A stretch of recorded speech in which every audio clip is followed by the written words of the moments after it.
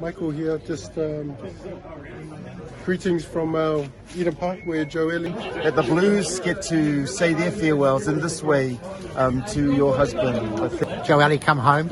It's great to see him. He's like a ray of sunshine on this team. He was the glue. Everybody loved him. Tana Rumanga here.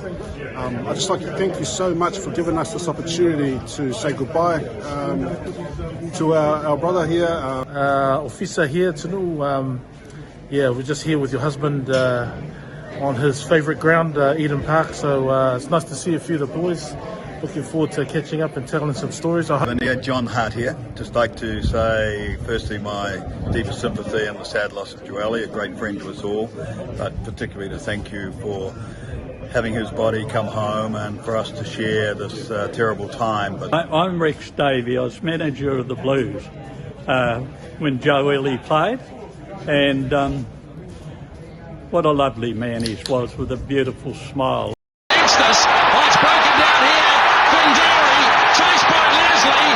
Leslie won't have the pace, and Joelle Vinderi punishes the Highlanders 3 minutes out from half-time.